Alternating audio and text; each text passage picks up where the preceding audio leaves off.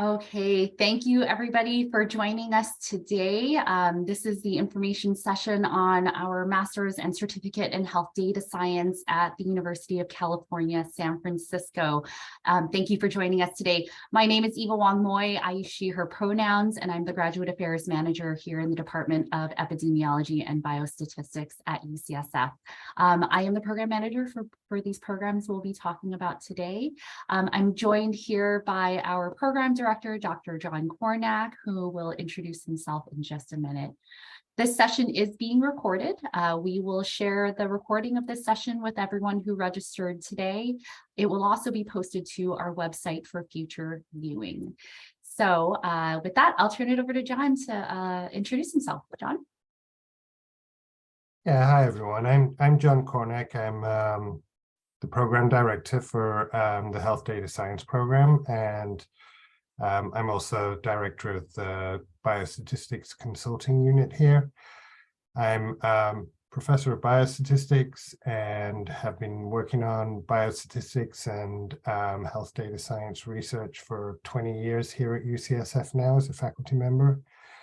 And my main research areas are in medical imaging problems, particularly related to dementia and breast cancer. And I'll pass it back to Eva now. Thank you, John. So to go through our agenda today, we will give an overview and background of two of our programs. We have a 2-year master's degree in health data science, as well as a 1-year certificate in health data science. We will talk a little bit about the application process and deadlines, the program fees and funding associated with that. And of course, we'll leave time for Q&A at the end. We collected pre-submitted questions on the registration form. And as we go along today through our presentation, feel free to submit your questions using the Q&A feature located at the bottom of your Zoom screen. We'll come back to those questions at the end of our session today. Okay. John, I'll turn it back over to you. Thank you. So I'll start with a little bit of background about the program. It's a new program in a way, in that it's run for the first time starting in the summer of 2022, and we've been developing this program to meet a growing need for data scientists with expertise in biological, health, and clinical science applications. There's a unique set of skills you need as a data scientist working in health that you perhaps don't need in other fields. Having said that it's new, this program is expanded from a data science track of the Training in Clinical Research program, which started in 2019-2020. Sorry, the data science track started in 2019-2020. The Training in Clinical Research program has been also running for around 20 years now as a master's program. And just the data science courses that you would be taking, many of them have been around since around 2017. We've been developing them with a health data science program in mind, and the data science track of the Training in Clinical Research program was a mid-step towards that. So don't imagine that the courses you're taking have all just been recently invented. They've been running for years and are all very popular courses taken by people studying data science, but also studying clinical research in general. So with that, MiHDaS, the master's program in health data science, is a 7-quarter program. You start in the summer and it goes through the 4 quarters. You get the next following summer off, or you can go off and do an internship or something. And then there's the final 3 quarters, if you're in the master's program, are focused on the Capstone project, which we'll talk about in a little bit. CiHDaS, the certificate program, is basically the first year of the master's program. So it's all of the coursework and the seminar series of the first year, and you end there. There are links here to both programs, and I know these slides will be made available to you afterwards, so please don't make the effort to try and write them down now. Next slide, please. So we have, the Department of Epidemiology and Biostatistics is a pretty large department, and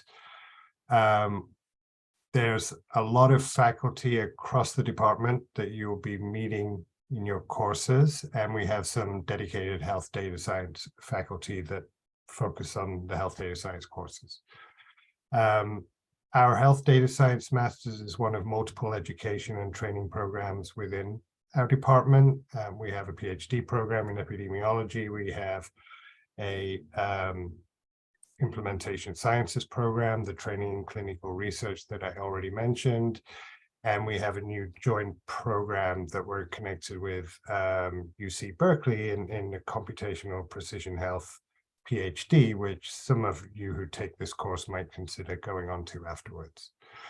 The faculty and staff in the department come from a diverse disciplines across the university. This university is a medical research university, and all of our faculty are involved in collaborative research on cutting edge clinical and health problems across campus. We have some dedicated health data science faculty for our specific courses. So I'm the program director. Aaron Scheffler is, and they're going from left to right in the pictures here, is interested in functional data analysis. He looks at sort of mobile health data and imaging data as well. Elaine Allen is our resident expert on modern visualization techniques, and she's also sort of world-renowned in the field of meta-analysis. Stathis Yanatas is our guru. He's developed major platforms for machine learning in R. And next is Jean Feng. She's very interested in data science techniques, but with a machine learning techniques but with a real emphasis on interpretation, which is often lacking in machine learning. And Gilma Valdez is also very much focused on that machine learning with understanding of the mechanisms underlying it. He happens to be an MD who has drifted more such that he still practices clinically, but his research is in health data science. Okay, and machine learning. So next slide, please. So that's the faculty, and then move on to the student kind of background. I think we have like a diverse set of students in terms of where they're coming from for our courses. We've like recent graduates, say mostly in quantitative sciences, research scientists who want to develop their data science skills more, folks from the biotech industry who are either taking a break because they want to move over more towards data science, or even it's quite feasible to do it while you're still working, if that's a position that you're in. As a student in this program, you'll be in classes with students from multiple programs, and it'll be a wide range of health professionals and other students across campus. For example, in our R and machine learning courses, we get UCSF staff that could, when I say staff, they're research staff and clinical research coordinators or research scientists. We have PhD students, medical students, nurses, residents, postdocs, clinical fellows, and even a not insignificant number of UCSF faculty that want to hone their research skills with data science. So there's really a lot of opportunities for network and collaboration to build your network for your capstone project, and even for careers down the line. Next slide, please.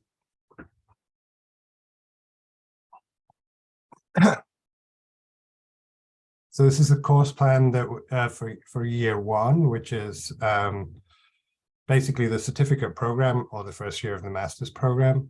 In the summer quarter, you take responsible conduct of research. That's a little online course with the, like what the title says. When you're working in health, what are important considerations to make sure that your research is ethical, safe, and so forth.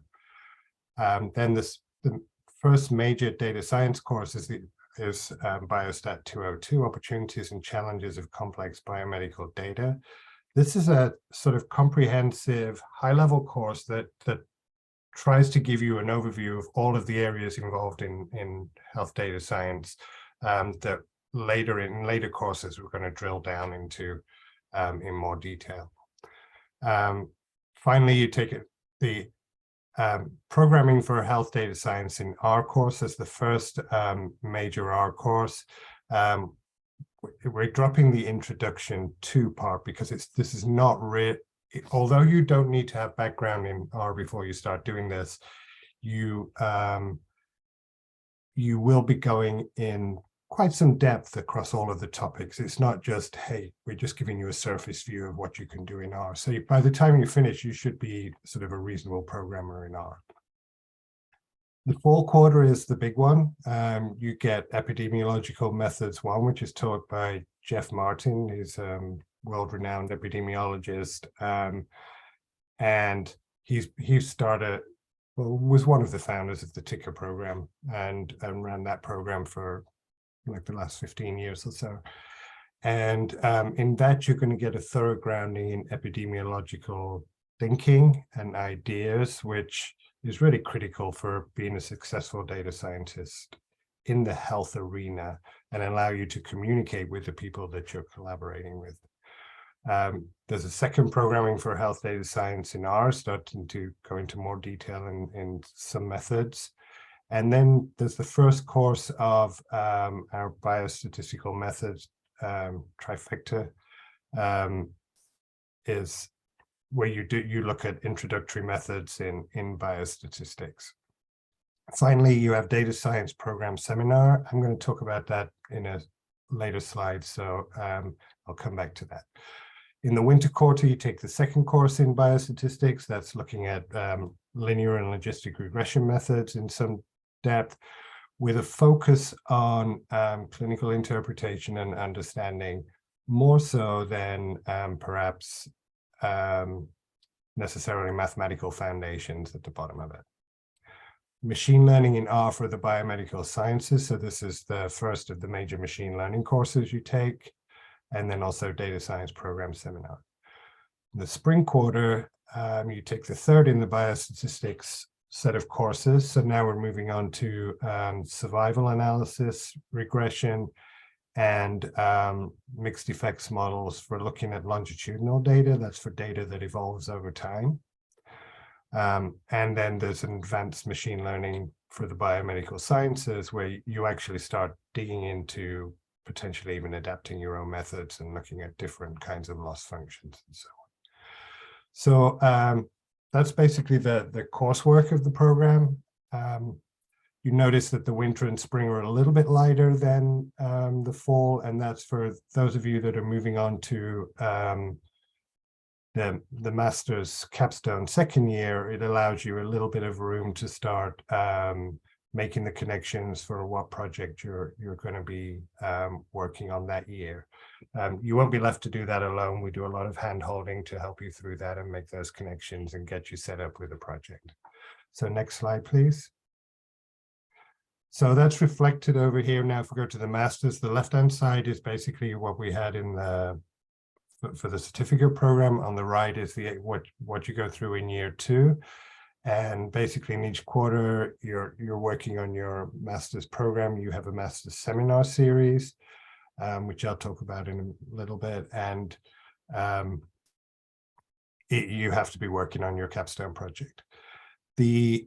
There is the option to take optional courses during the second year as well. But I think for most people, the focus will be on the capstone. Educational practice is the one extra course that might come in any of the quarters. It's where you work as a teaching assistant in one of the data science courses of year 1, and I'll talk a little more about that separately too.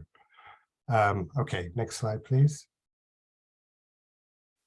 So the seminar series, this is really sort of an important part of our course because it helps build the bridges and connections between the data science world and the clinical world and the health world that you're going to be working in. Year 1 and year 2 are a little bit different to each other. For year 1, or if the certificate program, your only year, if that's what you're doing. In 3 quarters, this program seminar is sort of covers a lot of ground. It occurs every 2 weeks over the 3 quarters. And within there, you have some reading groups where you might, as a team, be assigned a paper and then have a discussion with you and the rest of the group about that paper and learning how to criticize papers and figure out what's good and what isn't good. There will be outside speakers coming from the biotech industry and speakers within UCSF. I think what we've been having during this year a lot of is where we have a data science faculty member and or researcher and a applications clinical researcher jointly give a seminar together. So you get to see how the clinical thinking links with the data science thinking in solving a particular problem. These are also incredibly useful times to be thinking about capstone opportunities. Most of the people that will be presenting will be open to students who want to reach out and work with them on a capstone project related to what they've been presenting. That's one of the reasons they would be there. And your capstone could be within UCSF, or it could be working with somebody in outside industry if that's who you connect with. And also, these are great opportunities to start thinking about your career network, where you want to be after you finish the program. In year 2, the master's seminar is much more focused on the capstone projects, and students would be presenting project updates for a discussion with their fellow students and faculty members to get feedback as to what they might do next and to just generally get new ideas. Okay, next slide, please. So the capstone project, the seminar program in year 2 is about this. It's if you're taking the master's program, your second year will be very much focused in this area. And it's really what differentiates our program here at UCSF as within a medical university to most of the data science programs that are out there. We basically provide an apprenticeship for students who want to work in health data science fields. Students develop skills necessary to be a successful data scientist above and beyond purely technical skills. You'll be able to clearly describe methodology in a written format, clearly present work in an oral format, and clearly convey skills and knowledge through publication and portfolio. Next slide, please. You won't be expected to figure all this out on your own. This is a training program. You will have a graduate committee for your capstone project, and will consist of 3 members who are there to help you through this. There's a graduate committee chair. There's a data science, biostatistics, or bioinformatics faculty member who will be on your committee. And exactly what their expertise will be will depend on what project you decide to go forward with. We try to match people up with faculty members that are most appropriate to their interest. And there'll also be a clinical expert involved on your committee as well to make sure that we're not just focused on the data science part, but how it all links together into clinical research. The next slide, please. There are 4 components to the capstone project. The first one is submission of a first authored publication in a scientific journal related to data science methods or and some application area. The second is to give an oral or poster presentation at a scientific conference. The third is to write a report on the background methodology and technical issues related to the publication that you've submitted. So often when you're submitting a publication, it has to be very tight. There's not sometimes word limits and not much room to describe the background methodology. So we'd like to see that you've got a good understanding of that in the report that you write. And then also compiling a code and analysis portfolio to market career skills. It's where you basically create a kind of website where you are able to sell yourself as a potential employee to the community that you want to apply to. No, the first bullet I should have said that for the first author publication, it doesn't have to be accepted. Getting an accepted paper in a publication, it can be a long and slow process. It's just that it has to be submitted and be at a level that your committee approves it as being adequate for submission. Okay, next slide, please. Finally, the educational practice component that you have to do in the second year is where you act as a teaching assistant during year 2 of the program. Whatever course you'll be the TA of, you will have taken in year 1 of the program, and we will be looking to get your preferences and trying to assign people to the course they would prefer to be a TA on. We think this is a really important component of this apprenticeship capstone idea, is because students gain the ability to explain data science related concepts and how to interpret the results of analysis to researchers with a diverse range of expertise. This is critical for a data scientist working as a team, learning to communicate with other scientific researchers that may not be from the same background that you are. And you gain this experience here because in our training, in the courses that we're teaching, we have, as I said earlier, we have people coming in from various backgrounds. They can be in clinical research, they can be in clinical faculty around campus, and so on. Next slide, please.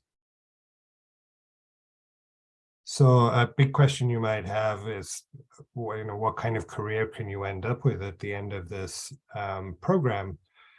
And there really is quite a diverse range of careers available to people with data science skills and understanding of applications in health. You may have a focus on data science methods development with specific interest in the health field or computational development, or you may be more focused on the applications themselves and how to appropriately apply data science methods to get the most out of that clinical science.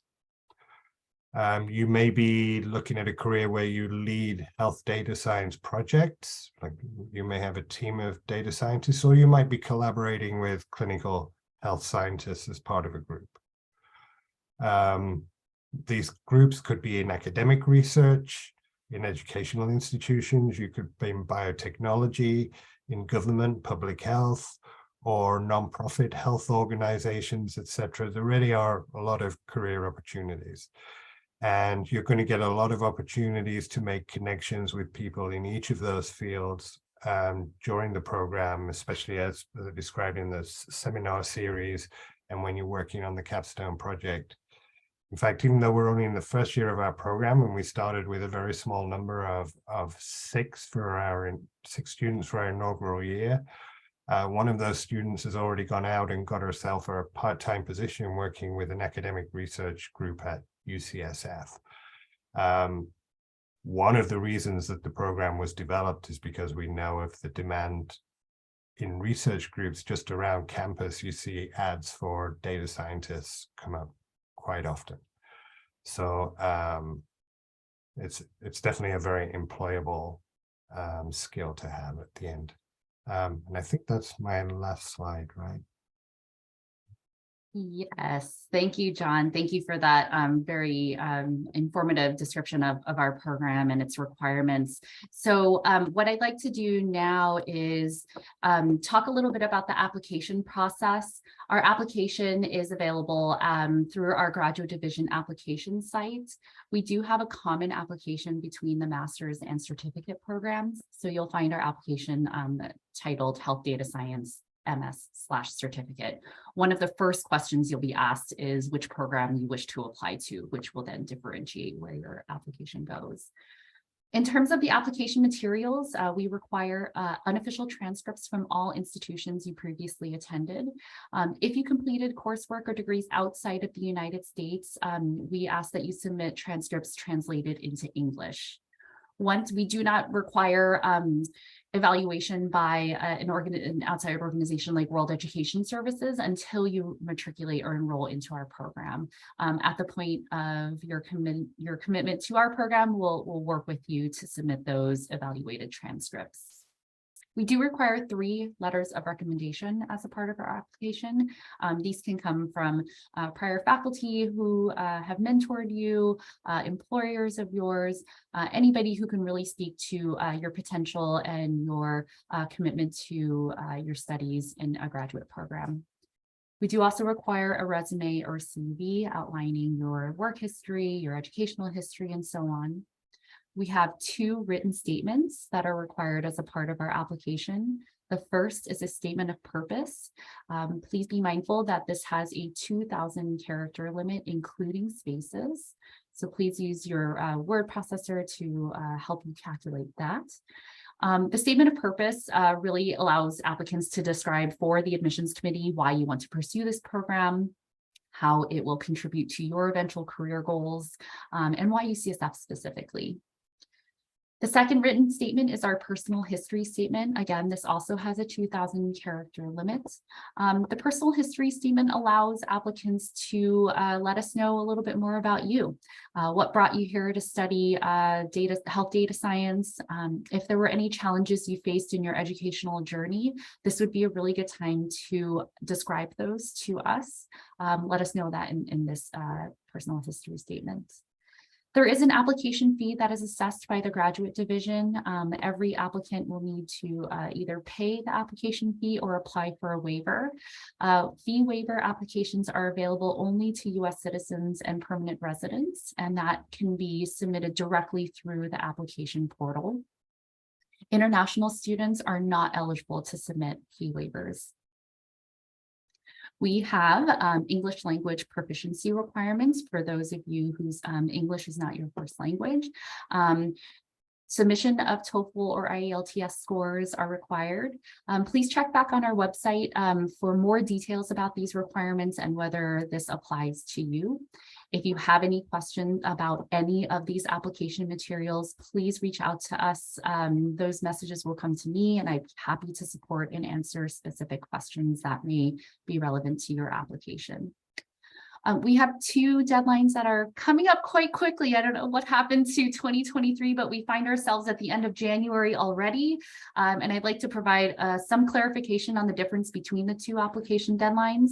The one coming up is on February 1st. This is our early admission deadline for international applicants.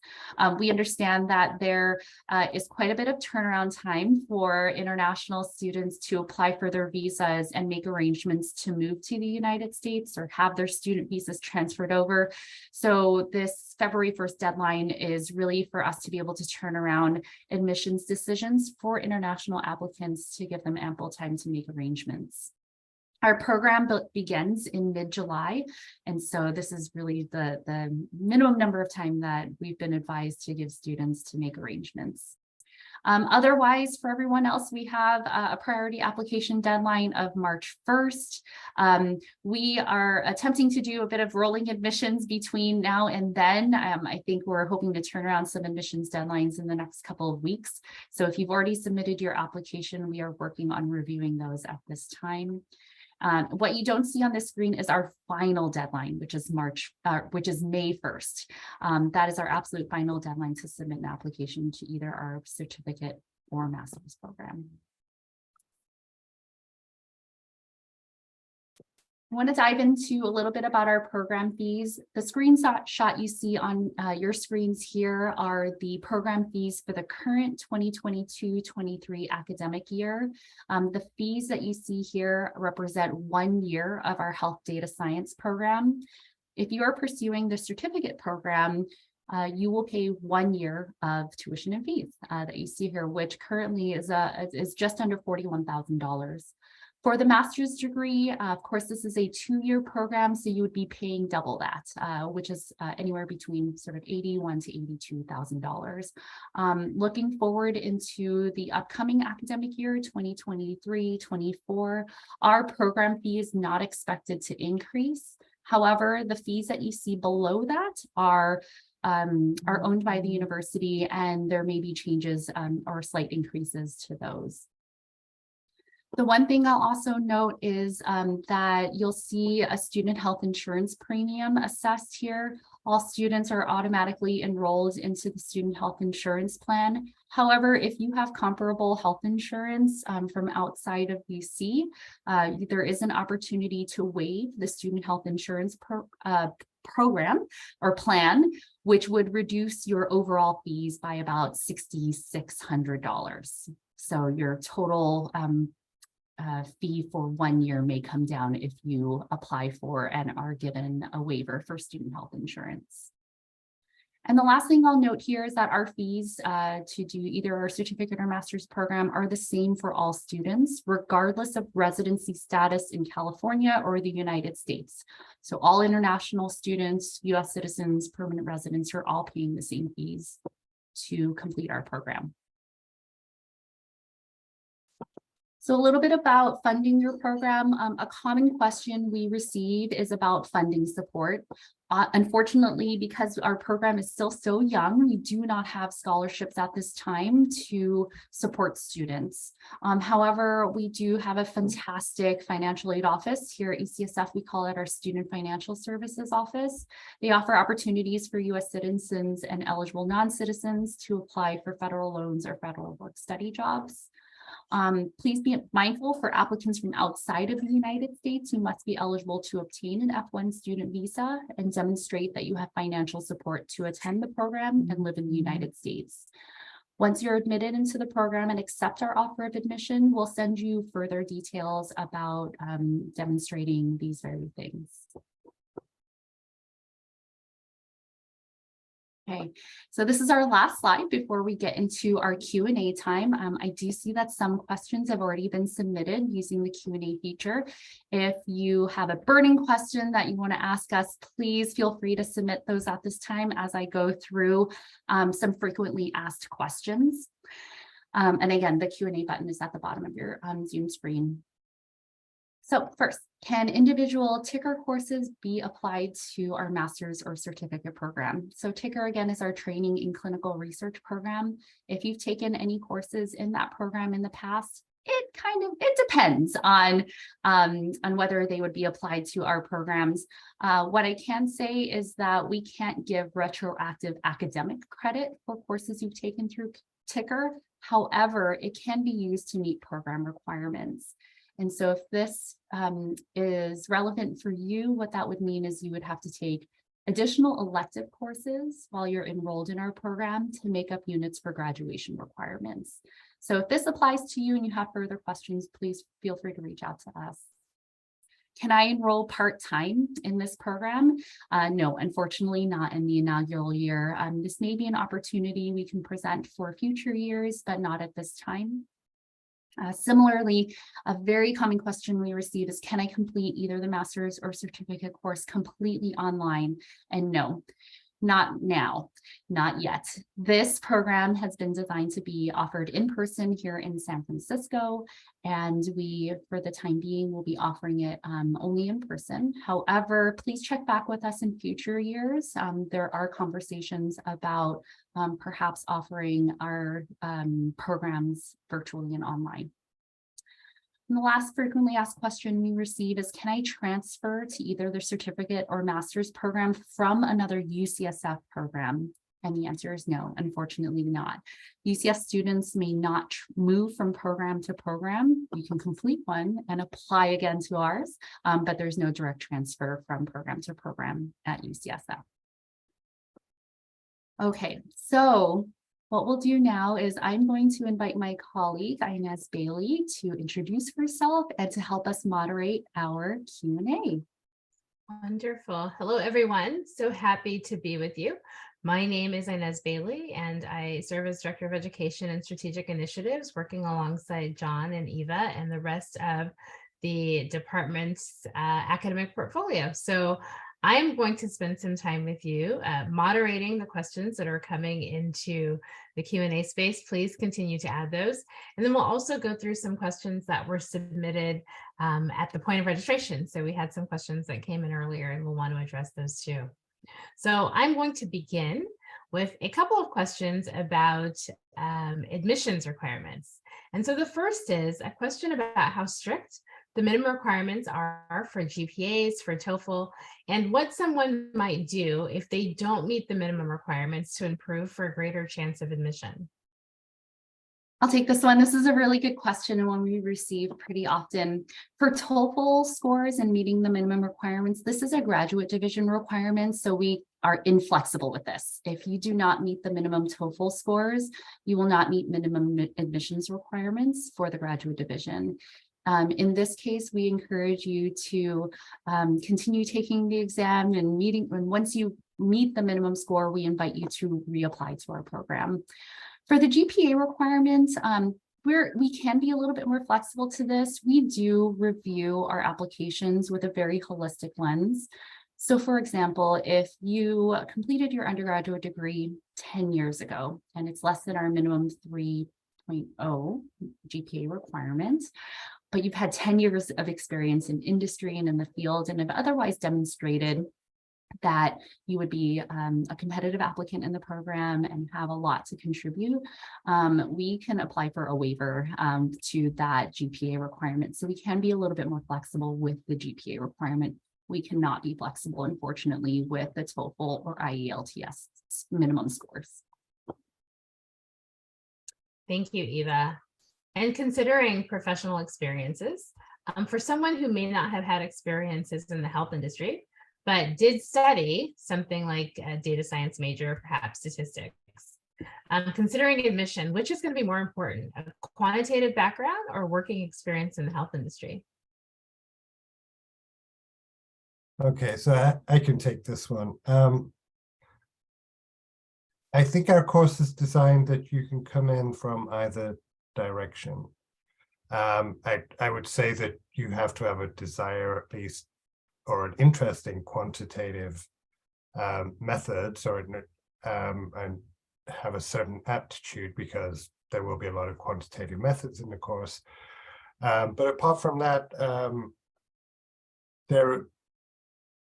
you could come in with, and you're not expected to have prior work experience in data science or in the health industry or anywhere.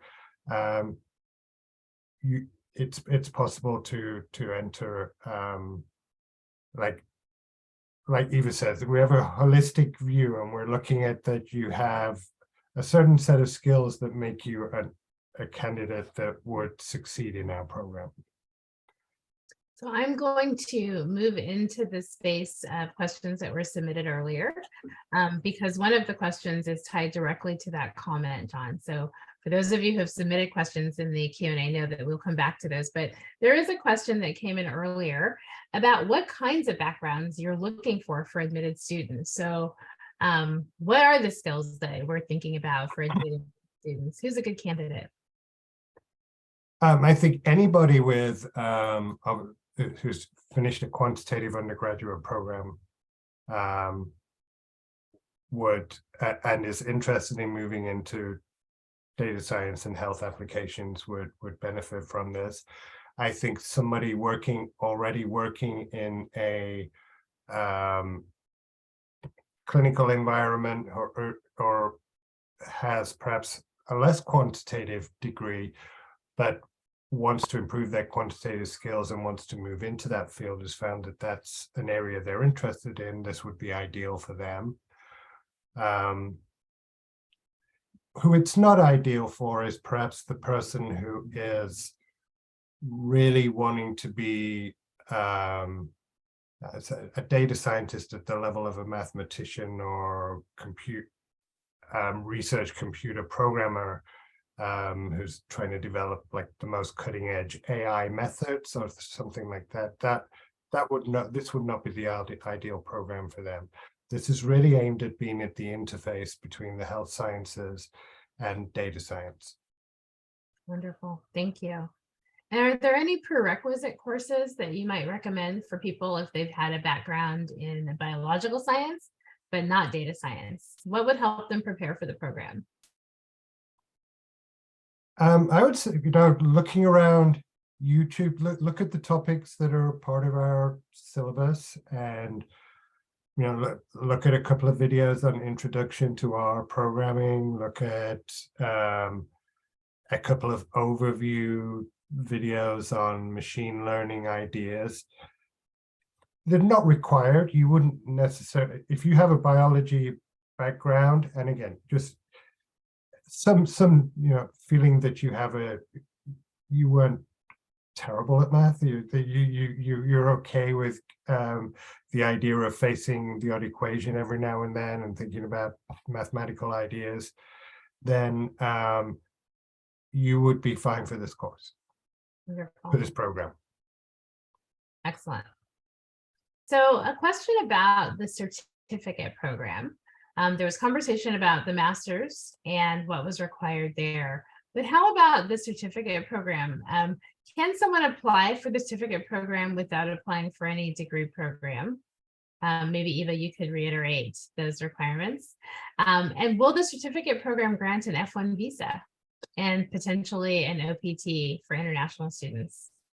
Yeah, this is a really good question and a really good distinction to make about our certificate program. It is a degree program tied directly to UCSF. And so the applying to our certificate program, you would be a formally matriculated student here, which would require you to obtain an F1 visa.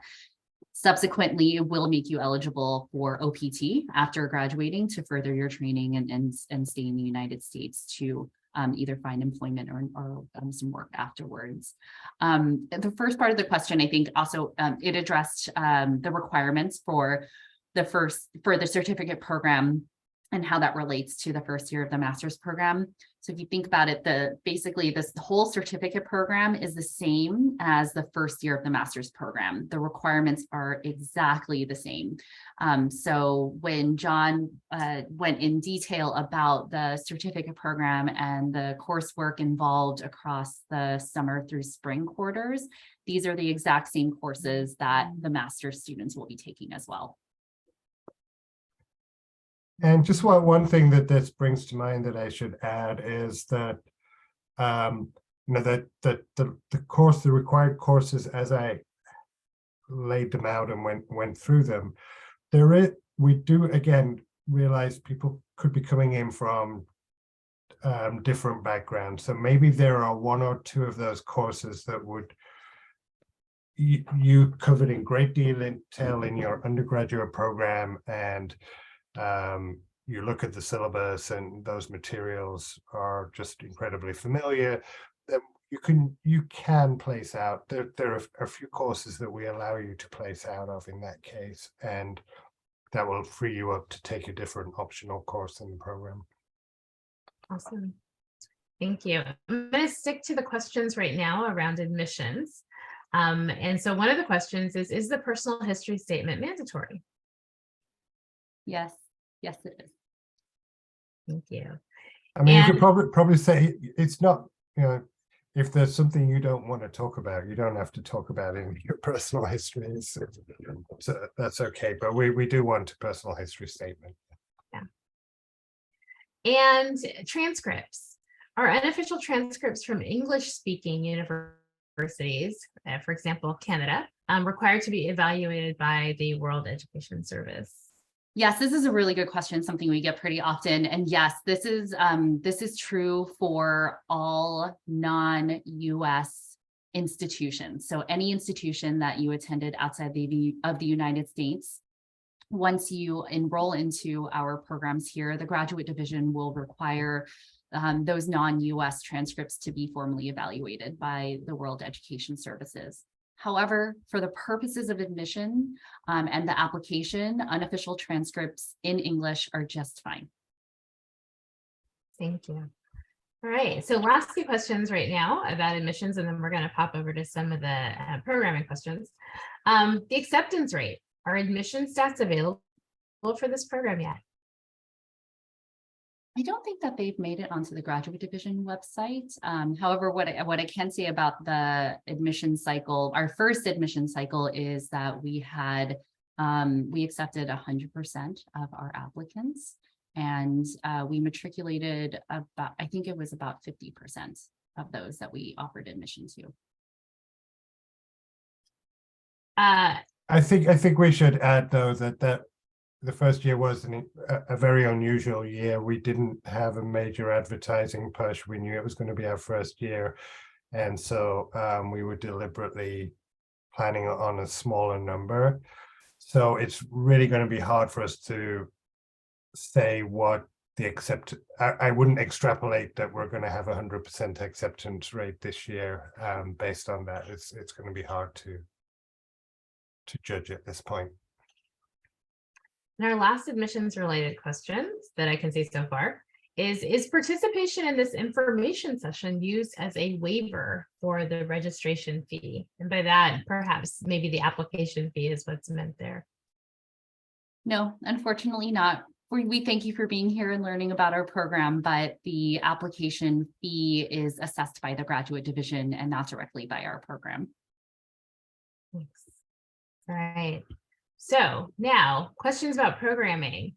R, Python, which one can students expect to experience in the program?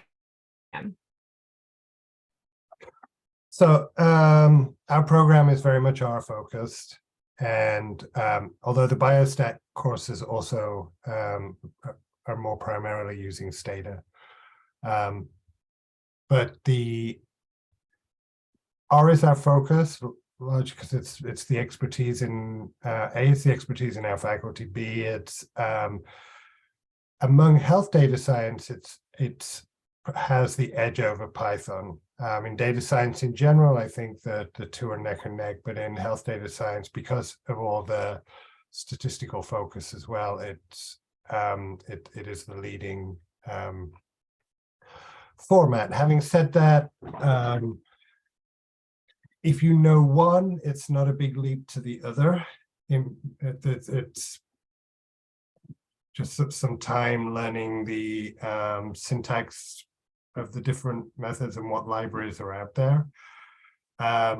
You would certainly be free if in your master's capstone project to work in Python, and that would be completely fine. And but I think in the seminar program, I think this year there's definitely, I believe, a Python introduction course, but there's no plans to kind of have a parallel track running in Python to the R track. R is the focus of the program. Thank you. It looks like there were some financial aid questions that are being answered directly in the chat. So I'll ask the more general one, which is about scholarship opportunities that may be available. Eva, do you want to address that one? Sure. So unfortunately, we don't have scholarships available through our program at this time. However, there may be outside scholarships that you can apply to outside of UCSF. There are also for those who are eligible, so U.S. citizens, permanent residents, or non-eligible, or sorry, eligible non-residents may be able to apply for loans and work study positions through our financial aid office. One of the questions I answered in the Q&A, just because I know for the recording purposes, you may not see the transcript of this. A question came in about active UC staff or faculty and whether they are eligible to receive reduced fee enrollment offered by the university. And the answer is no, unfortunately not. Our programs are considered self-supporting programs, which are ineligible for reduced fee enrollment.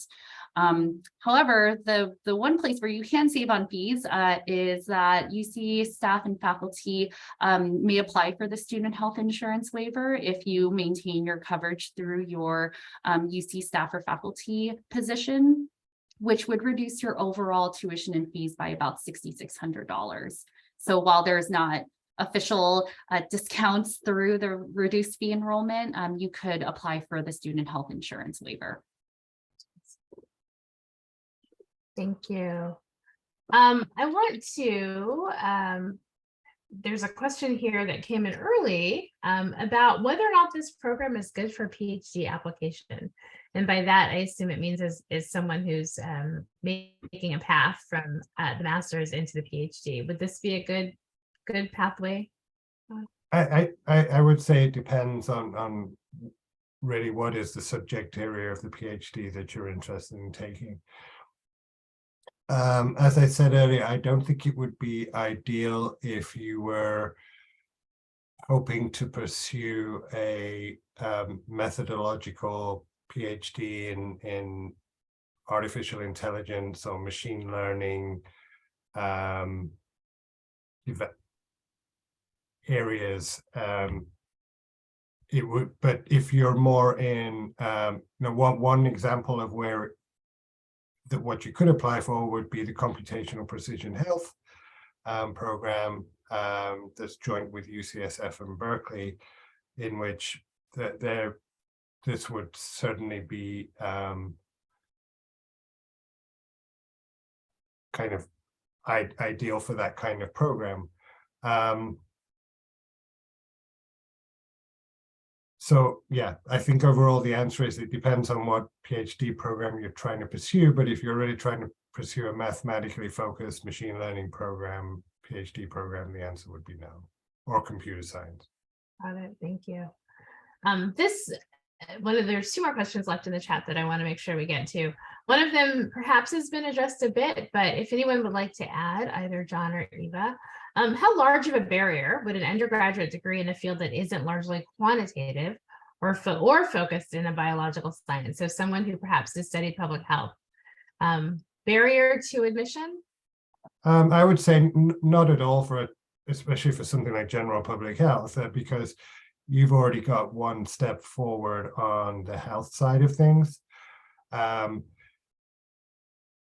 It would be, again, the challenge for somebody from that field would be on that. There's nothing that we do that if you don't have sort of like, okay, basic high school mathematics, as long as you feel that you can review that stuff and feel okay about it, you should be fine going into this program.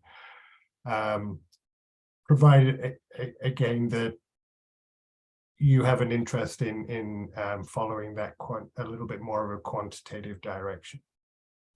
Wonderful. Thank you. And I think this last question will be for you, Eva. An international student, if the application is submitted later than February 1st, will it be evaluated? Or could someone submit their application first to meet the 2-1 deadline and then the ETS scores later? Good question. So it sounds like the holdup perhaps in meeting the February 1st deadline for this individual would be submission of the ETS scores. It will still be evaluated. I think there would be an additional challenge and urgency to receive those ETS scores so that we can fully evaluate your application. So we won't be able to, I don't think you'll be able to submit your application if those scores aren't attached to your application. So let me take a step back. To complete your application, we will need those ETS scores. If that happens after the February 1st deadline, we'll still accept it and we will review it. Just know that it may be an added challenge to turn around a decision for you and give you ample time to work out any visa matters, to arrive and be able to enroll in our program and start by mid-July.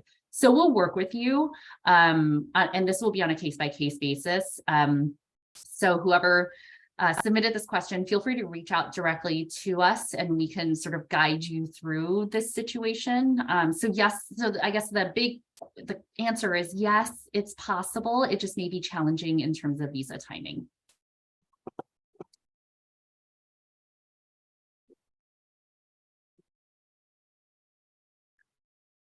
All right. So there is a question here about a certificate program offering disability accounts, and I am sending a written response, but certainly the answer there is yes for certificate. For anyone in any of our programs, certainly the disability services are available as documented. And then I guess this will be our last question in the interest of time is, after turning in our applications, what's the estimated time to hear back a decision? Yeah, we're hoping to get these out. Where we have meetings scheduled every month from here until May to review applications that are coming in. So we'll do a bit of a rolling admissions process between now and May. So I won't give a firm timeline, but fairly soon after you submit your application. A little bit longer for those of you who have already submitted because we're just doing our first review now. Wonderful. So thank you, Inez, for helping us with our Q&A today. Really appreciate your help. For those of you who are still here, we would love to get some information from you. We have a survey. We'd love just 4 short questions just to give us some feedback about this information session.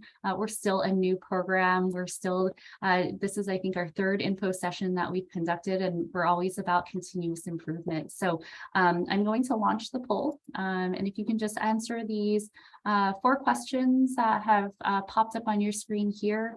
While you're doing that, I can wrap up just a little bit. So thank you all for attending. Oh, I need to launch it. There you go. Now the survey is on your screen. Thank you all for joining us today. You know, just showing up today really shows us your interest in the program, and we hope that you've learned everything that you've needed to and answered all your questions about our health data science certificate and master's programs. If you have any further questions, please reach out to us at the email address you see on our screen. It's helpdatasci@ucsf.edu. This inbox is checked regularly by me, and I try to respond in a timely manner. So we're happy to answer any questions, lingering questions you may have about your own situation or circumstance, any questions about the admissions process, and so on. So again, thank you to John, to Inez for being here today. Susan Shea, our communications director, is in the background for supporting us. We look forward to reading your applications if you choose to apply to our programs, and we look forward to hearing from you soon. Thank you, everybody. Thank Thanks, you. everyone. Good afternoon. Thanks, Eva. Thanks, John. Good job, everyone.